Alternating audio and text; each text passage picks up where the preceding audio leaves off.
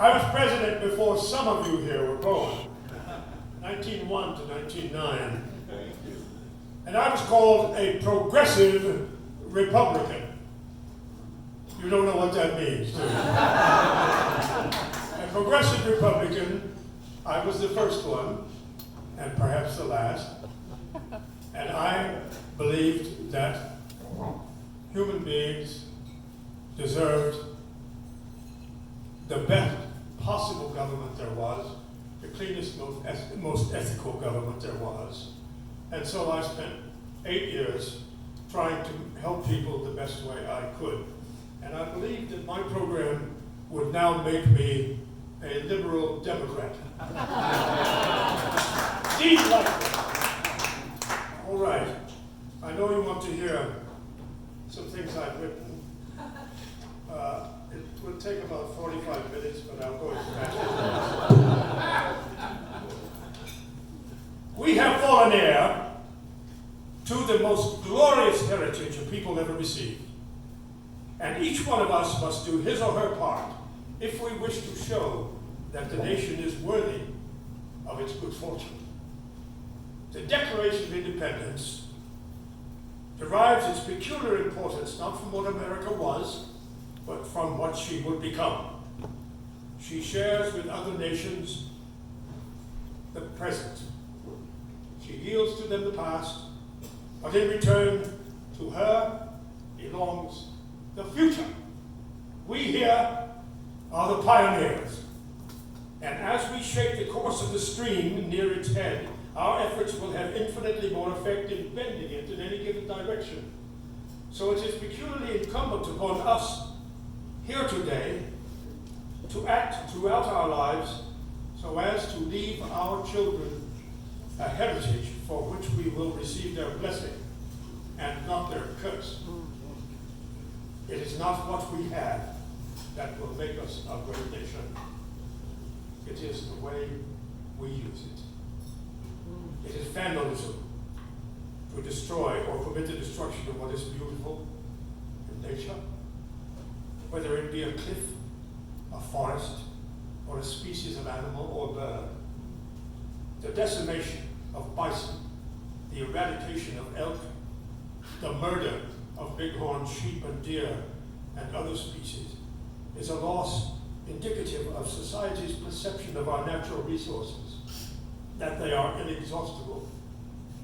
They are not inexhaustible.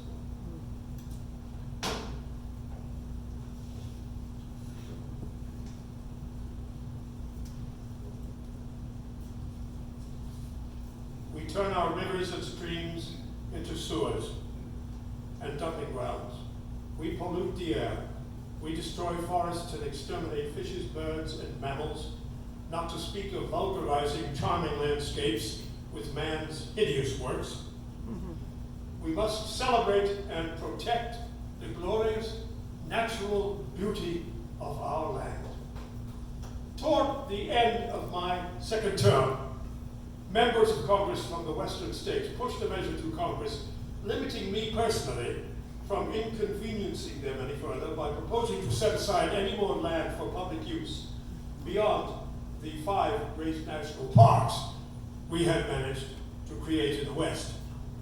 I asked my Secretary of the Interior, Gifford Pinchot, the great Gifford, how long we had before I had to sign the bill into law. He said 9 days. I said, get out the maps. Together in 9 days, we created 51 new parks, sanctuaries.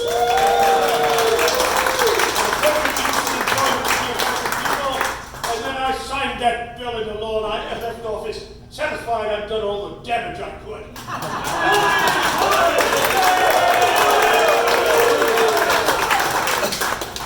Bully. No country is worth living in unless you are willing to die for it.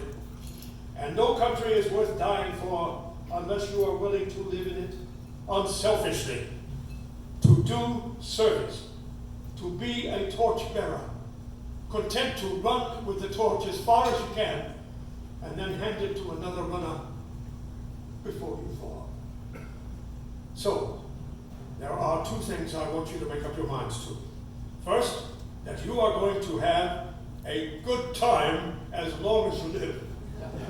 And next, that you are going to do something worthwhile, that you are going to work hard and do all of the things that you set out to do. Because life and death are both part of the same great adventure. And the worst of all fears is the fear of living.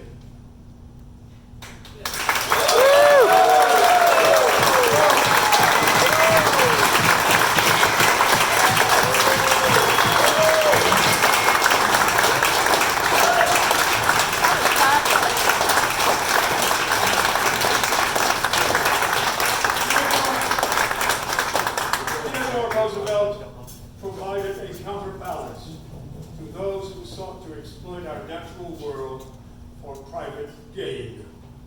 Can you hear me? He saved 230 million acres for our benefit.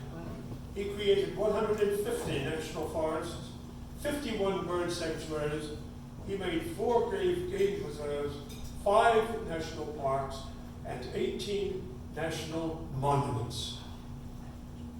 Jane Garrison is a torchbearer. Yay! Jane Garrison has fearlessly followed Teddy's example. We here today owe her a great debt. Thank you and welcome, Jane